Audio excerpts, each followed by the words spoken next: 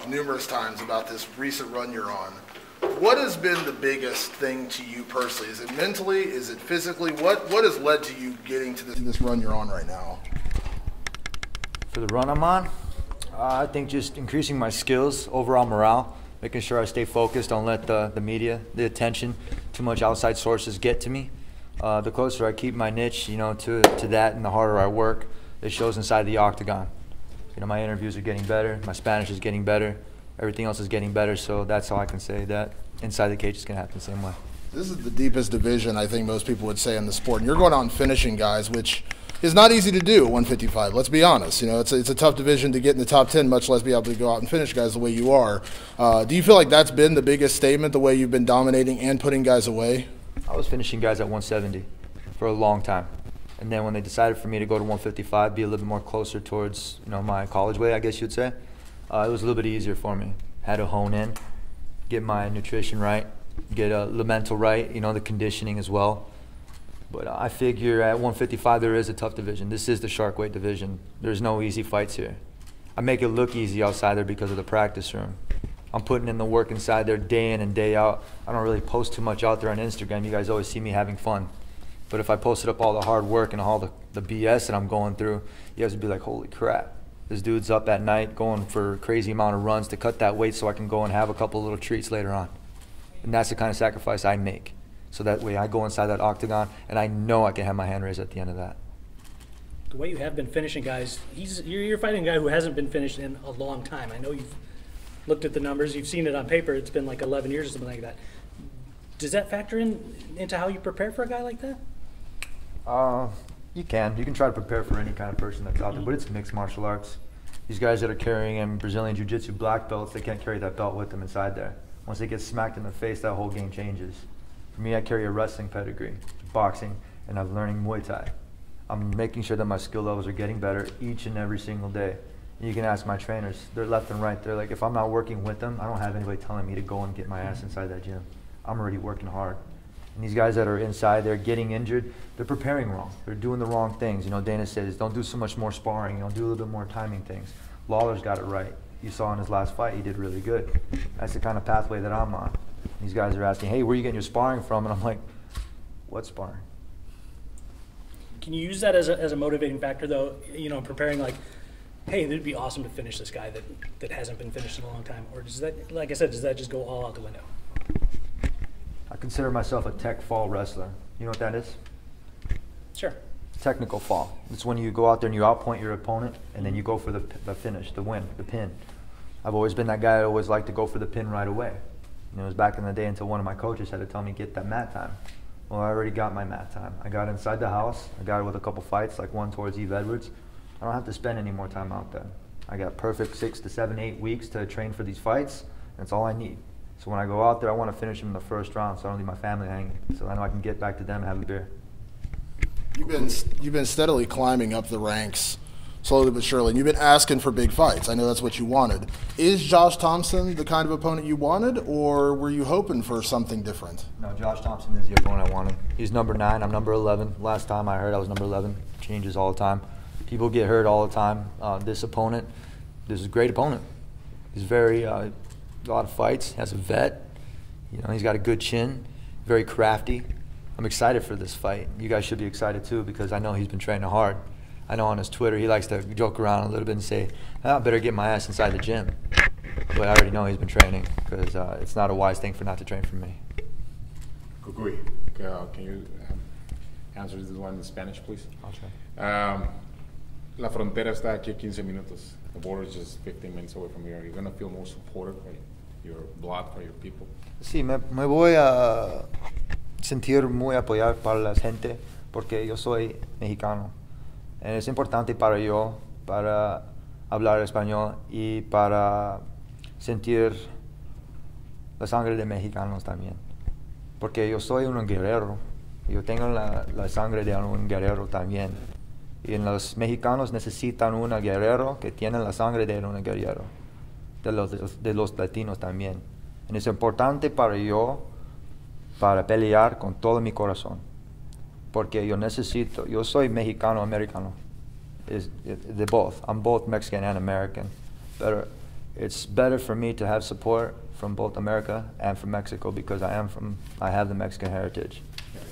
Any feelings about Melendez? He's half Mexican as well, and he's going through a rough time right now. You know, I give him all that he has to go for. You know, people make mistakes, and Melendez is that guy that he did make that mistake, and he's going to pay for it, you know. A lot of people do. And when it's his time, he'll come back and he's going to kick some ass. You know, I know we're training out of the same kind of area, California. And I don't have any animosity towards these guys. If anything, with my Latino brothers, I'm very supportive for that.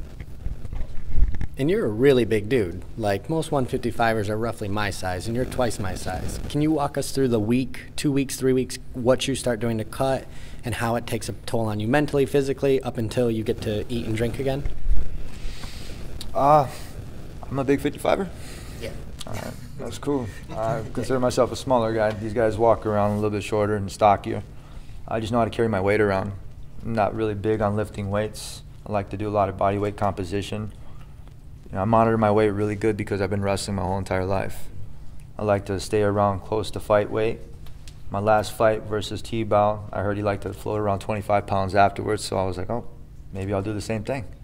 It wasn't a good idea. The weight cut was pretty hard, so I don't like that. And for me, as being a bigger guy, I always maintain the same kind of workouts. When I get done with my kick-ass session, I go out there and I do a 12x12 workout. It's a third of my body weight, and I carry that out, and I boom, boom, boom, no matter how tired I am, and I go and I do my sprints afterwards. So it's just me eating right, sleeping right, and then making sure I hit my extra credit. And most people, they give up the wrestling once they get out of high school, once they get out of college, and they, oh, I'm going to learn jiu-jitsu and box, and it kind of goes away. Do you still train wrestling just as hard as you did when you were wrestling? No, to be honest with you, I don't. And I'll hit it more after, for me, I like my striking. It's like back in the day when I would go in my fights. I would always, well, how come you don't use your wrestling? Well, I took pride in not being able to get taken down. And then when I said I wasn't gonna, I had 100% takedown defense from Danny Castillo, what happened? I really didn't work on my wrestling. And I was more about, no, he's not gonna take me down, I'm just gonna worry about my striking. But this is mixed martial arts. If you focus on one type of art, you're gonna get taken out in a different way. And for me, my wrestling, I like to use it because it keeps me clear-headed and focused. You'll see me during fight week. I hope you guys get an opportunity to watch me one of these times when I'm doing my weight cut. I invite you guys to come check it out. And if it's a big weight cut, I'll take about 2 to 3 hour session, and I compact literally every single move, every single movement that I've ever had, and I do it 1,000,000 miles an hour slow. And I hit it just like I'm doing kind of like Tai Chi shadow boxing. And it's actually pretty cool because it helps me sweat, and it helps me bring me back to where I started in my roots. Wrestling is known for the grinding, pushing hard, two rhinos colliding. Are you finding other fighters aren't doing that? Since they didn't wrestle or they didn't do this, they're kind of not weaker, but they don't have that same push mentality that usually you can break people with? It is a different kind of mentality.